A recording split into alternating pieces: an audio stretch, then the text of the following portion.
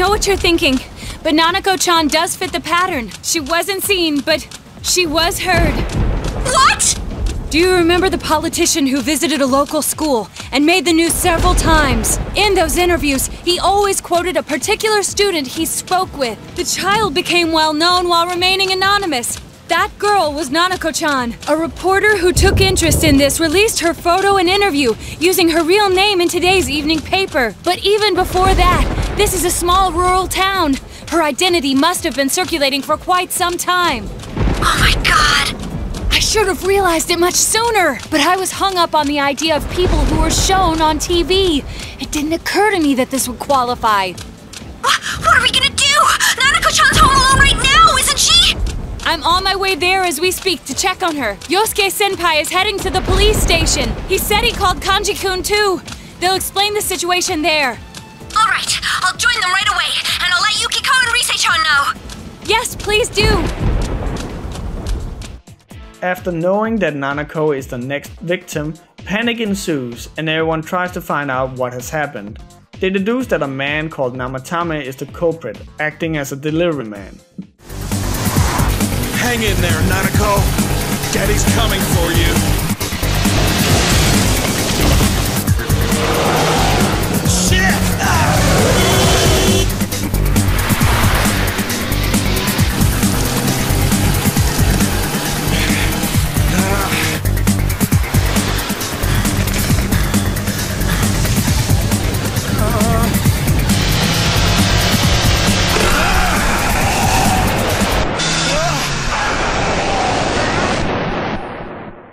Dojima gives chase after the delivery van, but they both crash.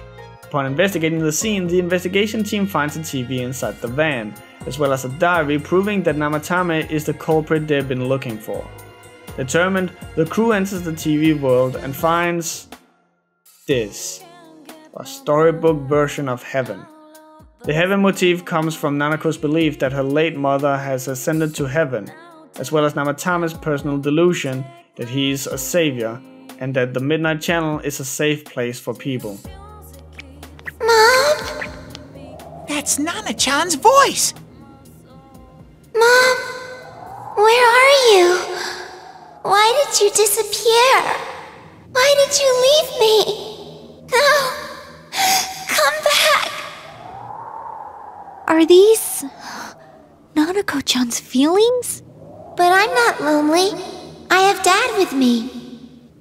I know he's always late coming home, and he never plays with me because he's so busy. He can't cook or do laundry either.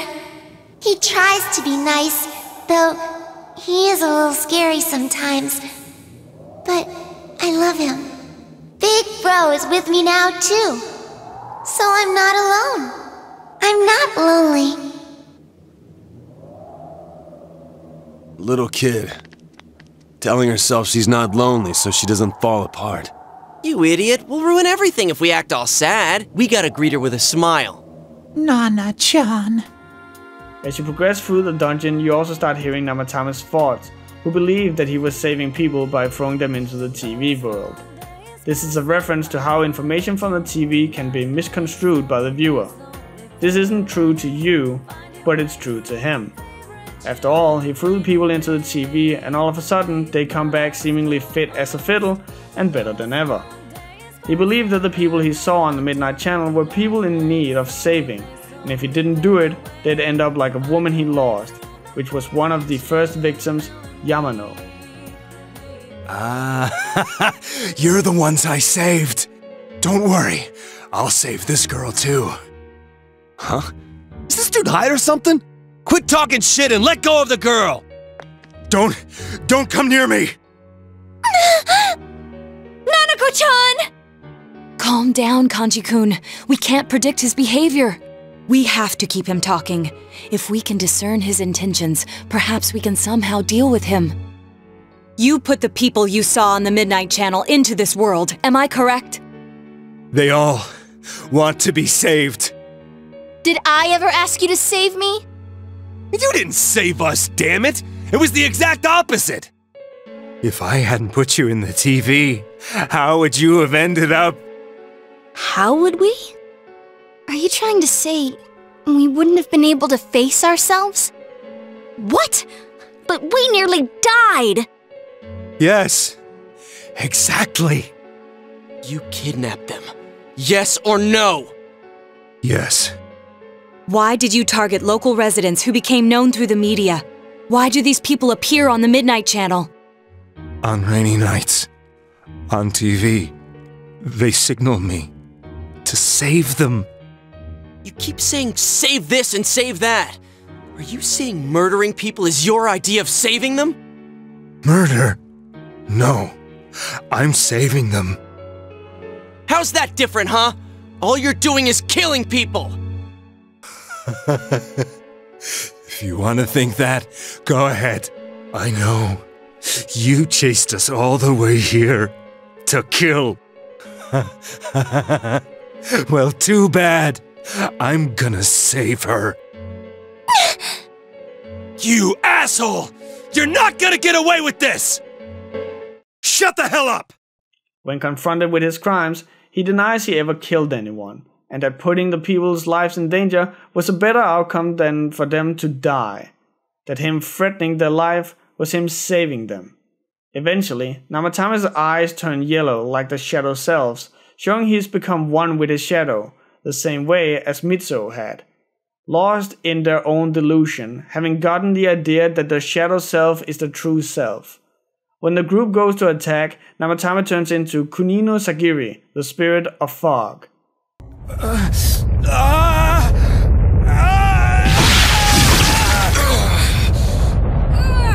happening to him?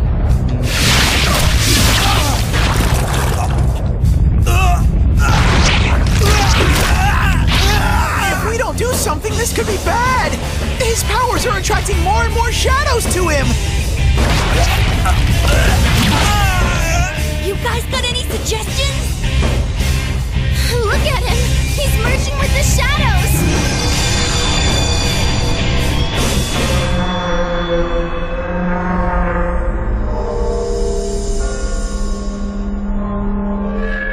What is this? The hell? Damn it! We've come this far! We're not losing now! Did you catch that? There's something odd about this one, and I don't know if you noticed it. I didn't on my first playthrough. Every boss we've fought thus far has been a shadow version of someone else. Even Mitsuo, even though he didn't end up becoming a Persona user, turned into Shadow Mitsuo. What else do we know that is summoned, named after Japanese kamis and folklore? That's right, this here is a persona. It's an incomplete persona, because it's Namatame's distorted belief that this is his true self. The fight will push you to your limits, most of all because it will make teammates attack one another. This helps giving weight to the fog motif that's both plaguing Inaba and that Kunino Sagiri stands for. You're not seeing clearly, you're not seeing the truth, and thus you can't tell enemy from friend. Damn it! Why? Nanako-chan! She looks like she's in pain, but she doesn't seem to be injured anywhere.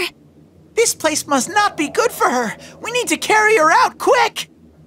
However, eventually the team beats Namatame, but Nanako has succumbed to the effects of the fog, so they rush to pull both Namatame and Nanako out of the TV world, who are both hospitalized. As you wait for Namatame and Nanako to get better and get into a state where they can talk, Doomsday cultists appear in Inaba, claiming that the fog is a sign that the world is going to end, as more and more people are getting sick. The investigation team eventually finds out why when they put their glasses on and find that they can see clear as day through the fog. In other words, the fog is the fog from the TV world and it's leaking into the real world. Eventually, however, Adachi, Dojima's assistant, calls you and the team to the hospital, as the doctors are running out of ways to help Nanako, and eventually, Nanako flatlines. Big Bro...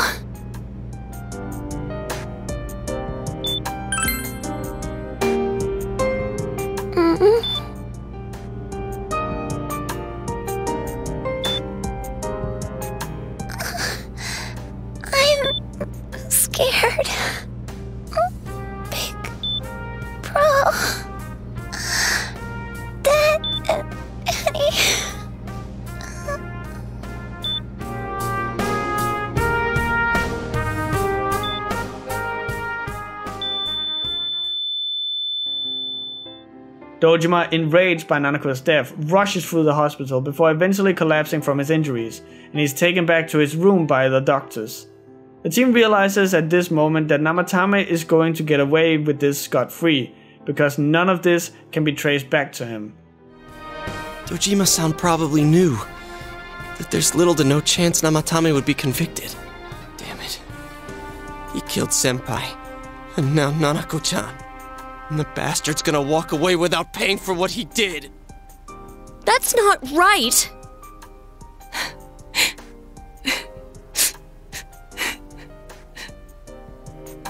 Why? Why is he the one that gets to go on living? They then hear Namatame trying to escape his hospital room, and you realize that Dojima was on his way to Namatame's room to kill him. When you enter the room, Namatame is a wreck and can't speak properly and can't defend himself when the team lays into him for killing Nanako. The TV in the room comes on and Shadow Namatame shows up. Again, he's still in there, because what you thought wasn't the Shadow, it was Namatame's persona. I failed to save her. It's because you got in my way. Another Namatame? How? The real one's right here and we already beat his shadow! No, come to think of it, Namatame never faced his other self. And we didn't witness his shadow returning to his body as a persona either. Perhaps that's why we're seeing this now. What the? I failed, but it wasn't my fault. And the law can't touch me anyway. The Shadow taunts the team, saying that he'll continue to save people, as he can't possibly be found guilty, and claims that Nanako's death is on the team's hands, because they didn't let Namatame save Nanako. Enraged by this, one part of the team wants to throw Namatame through the TV to die, and the other part of the team wants to try their luck in getting Namatame convicted, and this is where the game can go in two directions: the good and the bad ending. Damn it, I've heard enough of this bullshit! Give me a straight answer! Are we doing this or not? That's all I give a damn about right now! The bad ending will come if you give into the hate and kill Namatame, but it's not so simple. The reason this is the bad end is because you failed to see the truth. Just like Inaba, your eyes are clouded, fogged by hate. It is very much on purpose that you are faced with this choice after Nanako dying and being taunted. It's to cloud your vision and make you act on impulse. Exactly like we established at the beginning of this video, what shadows do. And to see the truth, you have to know the full story. In other words, you need to know Namatame's side.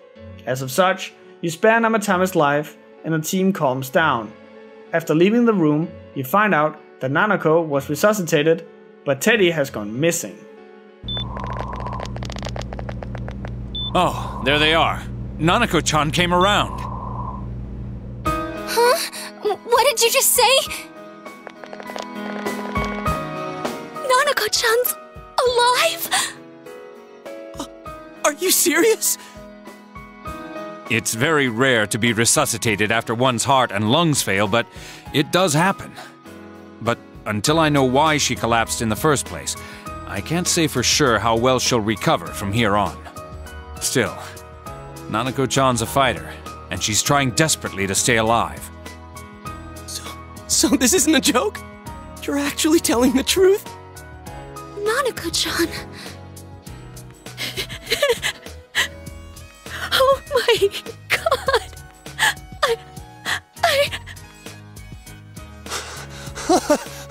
This is amazing! Miracles do happen. I'm so glad. I didn't know what I was gonna do.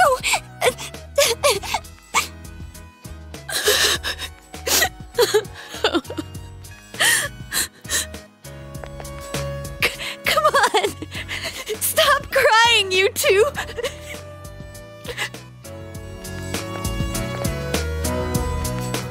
The next following days, the team mulls over the information they have, as well as interrogate Namatame some more. They find out the letters you received prior to Nanako's kidnapping didn't sound like Namatame at all, as Namatame fully believed he saved people, so he wouldn't use words like kill. Warning letter? Oh yeah! Whatever happened to that thing? If Namatame's the killer, he must have been the one who wrote it, right? Let's review them.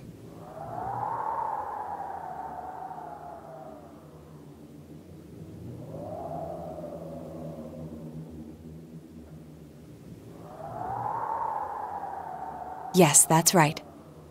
Isn't that kinda odd? Would someone who thinks he's saving people by killing them write stuff like don't rescue or kill? Yeah, and the will be put in and killed part doesn't make sense either. If the killer was writing it, wouldn't it be more like I'll put in and kill? Hey, could this mean...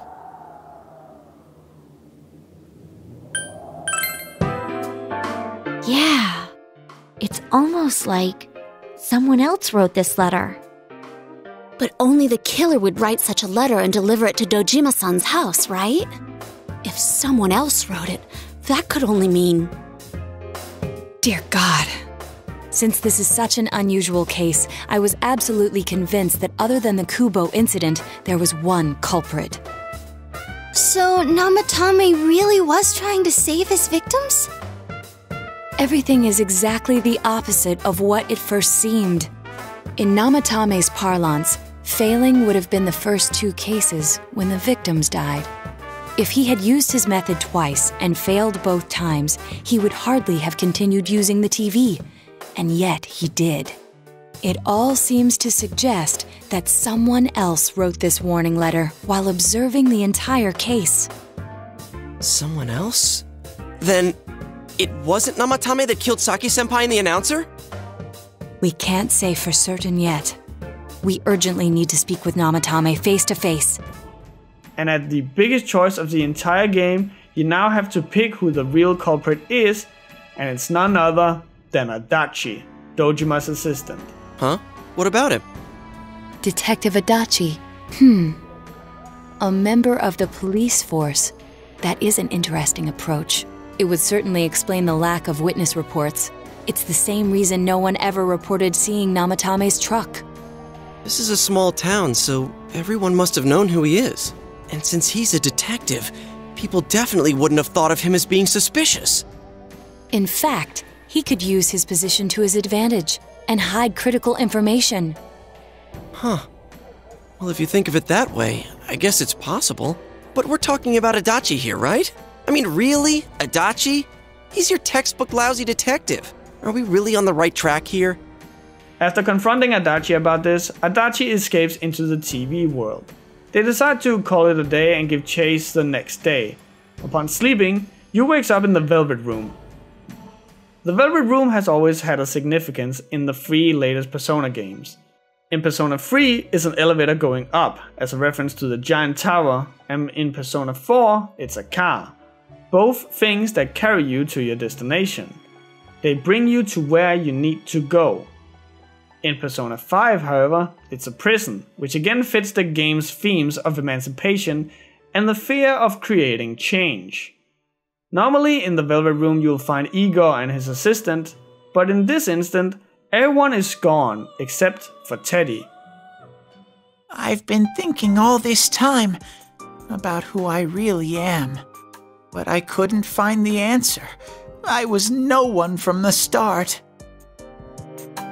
Humans live in the other world, and shadows live in this world. From the beginning, that's all there was to it. I was just a shadow in that world. I remember lots of things now. My world is a place shaped by human thoughts. One day, a shadow living in that world awakened to human emotions. But humans and shadows are completely different entities. So he made himself forget that he was a shadow. He wanted to forget. He wanted people to like him. And that's how he came to look like this. This is exactly what a persona is. Teddy might have been a shadow, but he created the persona of the cute bear so people will want to be around him. This is exactly what we people do when we create our own personas in the real world too. Glad that I could at least hear that. My heart feels so much lighter now. I'm starting to feel sleepy. What a strange place. It feels so soothing. The next day, the team is ready to confront Adachi. But before we can continue in with them to confront Adachi, it's important that we address one thing. If the player has maxed out his social links with his teammates, their personas will evolve. Just like how we humans can evolve and add to our personas, so has their personas changed over the course of the adventure. And of course, we're gonna analyze them. First we got Jiraiya, who transforms into Susanoo, the god of storms. Design-wise, Susanoo continues the ninja aesthetic with the high color. Susanoo is known for being lewd and wanting fun, just like Yosuke. And when unlocking Susanoo, you also unlock his final skill called Youthful Wind, which allows him to heal everyone in his party, reflecting how Yosuke at first didn't like Inaba either, but has come to love it and its people, and now he wants to spread happiness to everyone around him. Next we got Tomoe, who turns into Suzuka Gongen. Suzuka Gongen is a legendary figure in Japanese folk tales, and she's known from everything as an ogress, a bandit, and even a goddess. Suzuka continues the same design as Tomoe, however the lips crudely drawn on the helmet is gone, as she no longer feels the need to prove she's a woman. Her Naginata has also been replaced with a double-bladed staff, reflecting Chia's growth as a fighter. Konohana Sakuya becomes Amaterasu, the goddess of the sun. Amaterasu's name literally means she who illuminates the heavens, which reflects how Yukiko's warm nature can illuminate every room that she's in. Being named after snow is also the ultimate defiance of that, by having a persona of the literal sun. It doesn't get much more opposite than that. The design is that of light condensed into a human body, with wings of armor and blades in both hands, showing that Yukiko has also grown out of just doing what she's been told, but has become a fighter. Take Mikasuchi turns into Dairoku Tenmao, the Demon King. Dairoku continues the look of a robot, however no longer with a skeleton crudely drawn on top of it, showing that Kanji no longer worries about fitting in. In fact, the robot has now been donned with red and yellow fiery paint, as if screaming to the world to look at him, as well as reflecting Kanji's fiery nature.